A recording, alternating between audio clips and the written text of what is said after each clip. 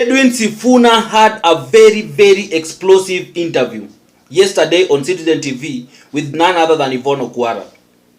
That interview was very explosive. The things Sifuna said on that interview were ni noma. There's so many things I picked from that interview, and that is the things I want us to discuss, I want us to share with you today. Number one is that ODM is dead. Sifuna was literally admitting that ODM is dying. Number two, Sifuna is on his way out of ODM. If ODM doesn't change its ways, Sifuna is on his way out of ODM. Number three, Sifuna has natural dislike, natural hate for William Ruto. He doesn't like William Ruto, and there's nothing that will change about that. Number four is that Sifuna is open to work with anybody for as long as ODM still continues its dalliance with William Ruto. That is very clear to Edwin Sifuna. But before I go into all these details, kindly take a second to subscribe and to hit the notification bell so that anytime I post a video, you will always be the first to watch. So kindly do so, na kama kawaida, I'll be back.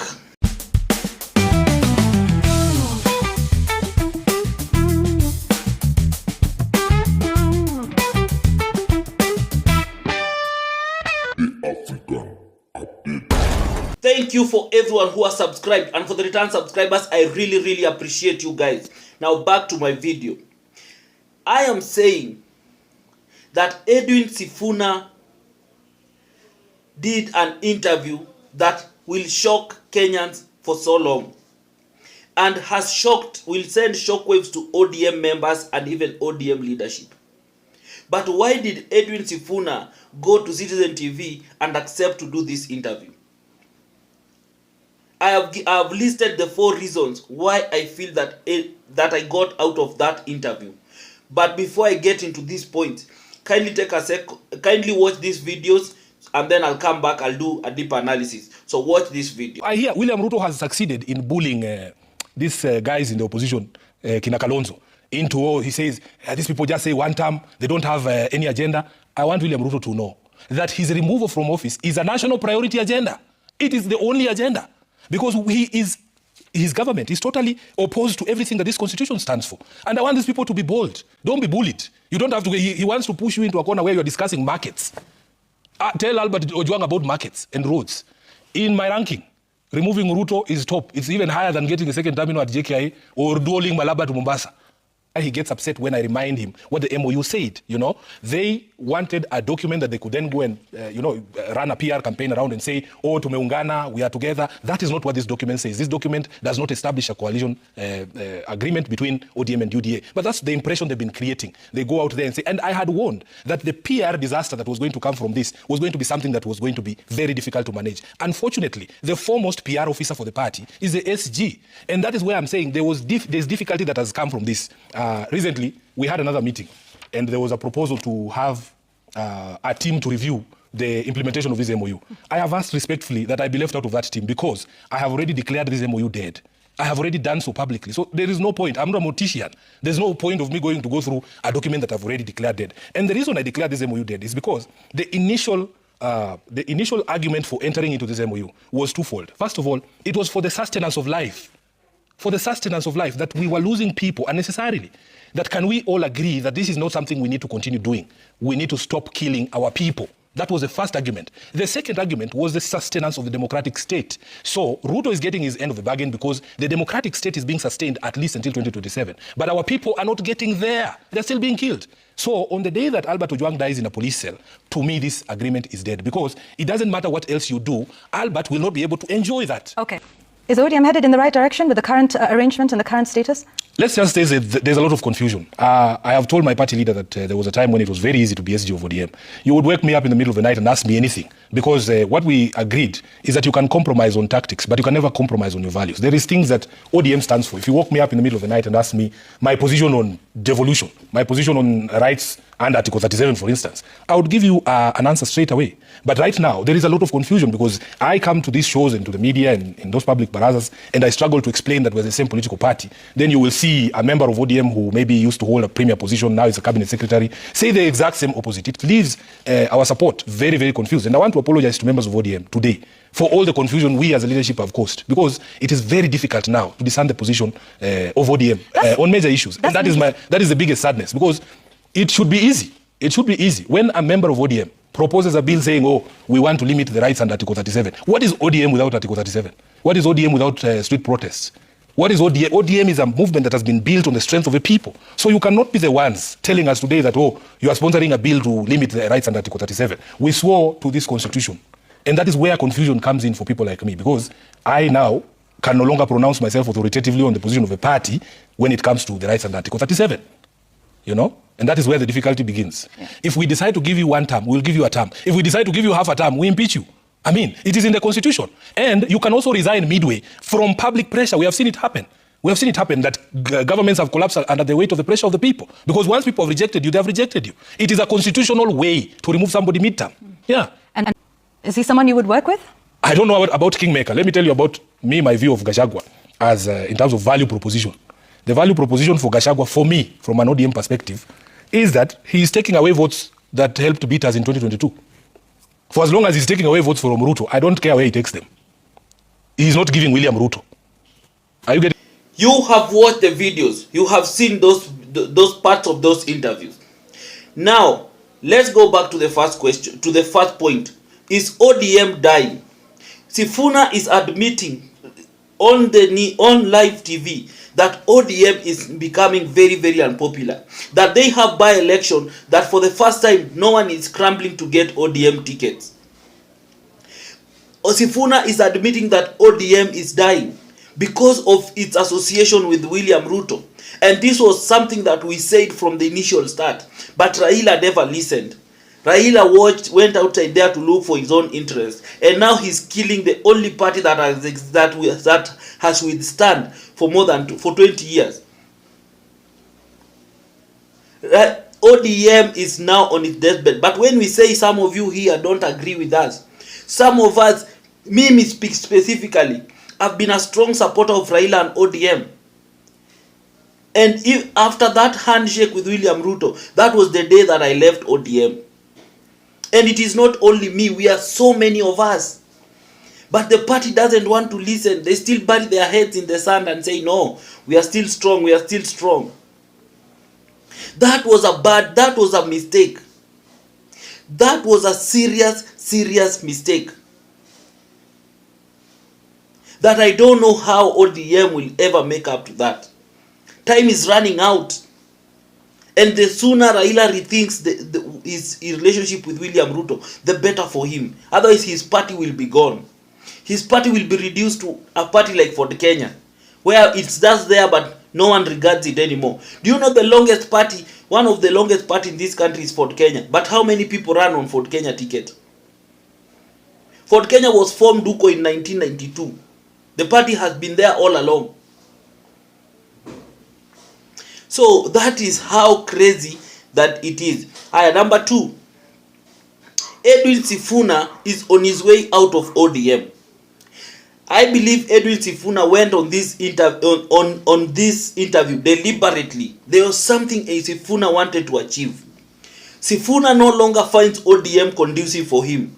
Sifuna no longer likes ODM. ODM no longer stands for the values that Sifuna believed in and Sifuna represented. And that is why Sifuna wants his way out of ODM. And he wants to be pushed intentionally out of ODM. Sifuna went to that interview so that he can cause chaos in ODM, so that they can start a process of kicking him out. Sifuna is ready to be kicked out and he's not scared. And because that is what he wants. That is what he's looking for. He's looking for that opportunity that you will push him out so that he goes. Because he no longer sees this ODM as a party that he is strongly believed in. He strongly uphold the values that this party stood for. He no longer upholds. Sifuna wants to leave so that he can go find his way outside there. So that he can go find a way outside there for him. Sifuna no longer wants to be the SG of ODM. He just wants to be a member of ODM. That is what he wants. And he's doing this intentionally. I really don't believe that. People will say that Raila is sending him. Maybe we'll look at it from that way in another video. But as I see it from here, Sifuna is someone who is tired of ODM. Because he has realized that there are some people in ODM who keep on bullying him and who pretend like, who want to show that they have more voice than him, that they are stronger than him. So he wants to leave so that he can leave this party crumbling.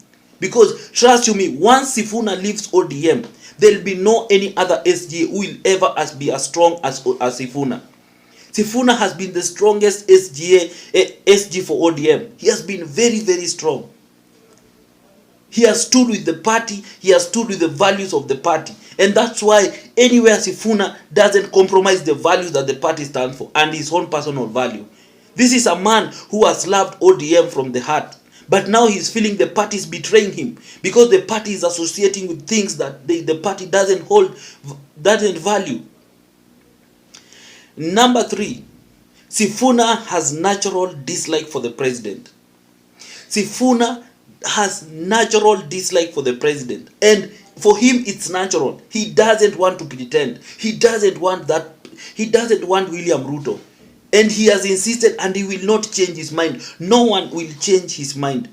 You can watch from the time he started saying that this government is bad and William Ruto is bad. He has been consistent all through, even when he has been thrown to the deepest in a situation whereby he is forced to support the president. He has still remained adamant. He has never supported the president. He has continued to say that the worst thing that can happen is for this person to win another term. And you can see even from the exposes that I've shown that really is saying critically that the only thing that it stands there is, the only agenda is to remove William Ruto. There is no any other agenda, which is the truth. The things William Ruto has done for this country, there can never be any agenda than to remove him. So you telling us that there's no any other agenda, that is the agenda that should be there. Sifuna has insisted and has said critically that he doesn't support anything that will bring about the William Ruto supporting him in 2027. He doesn't stand with that, and he doesn't support it. And he will not be compromised. He will not be twisted. And for that, he's willing to pay the political price for it. Those are men of integrity. That is what I'm getting. That this man, it doesn't matter what Raila will tell him. For as long as it's anything to do with supporting William Ruto, or walking besides William Ruto, or standing with William Ruto on where and where, he will not budge. He will not support William Ruto. He will not. Even if you coerce him, he will not. Number 4, and the last point. Sifuna is willing to work with anybody who can remove William Ruto. Sifuna is leaving his options open. Sifuna is leaving his options open. And is doing that deliberately because Sifuna understands critically that the point where we have reached, he is no longer wanted in ODM. Sifuna understands that he's not wanted in ODM. He knows that he's just there simply because Baba has not given a go ahead. But if Baba could have given a go ahead, those members of ODM, those politicians that don't like him, could have removed him even by tomorrow. So he understands that very well, and that is why he's saying he's open to work with anyone who stands on the principle of sending William Ruto home. That is what he's standing with, and that is what is saying, that I am willing to work with anybody who will send this guy home. I don't care whether ni Gachagua, I don't care whether ni Matiang'i or anything. As long as this guy goes home, that is what we want, because he has violated the constitution more than once, yani. And he doesn't deserve any other opportunity. And you can see from the video how he's speaking about this matter, about sending William Ruto home. This is a person who is so passionate in making sure that William Ruto doesn't get to another term in 2027. That is what I got from this interview. Those are the 4 points. Those are the 4 points that I got from this. In conclusion, we must agree that Edwin Sifuna is a man of principle. For the first time in this country, we have never seen a man who's such a level of principle. We have had people who stand by principle in this country. But for Sifuna, I think Sifuna is the only politician who has gotten into parliament, but is a man of principle. He's a man of values. He's a man who stands on something and believes in it. He's a man who is willing to go to die with his values and his principles. They have tried to, wamejaribu kumchafua majina ati he wanted to be the CS and all this manner of things. That will not surface, because this is a man who believes in something. The African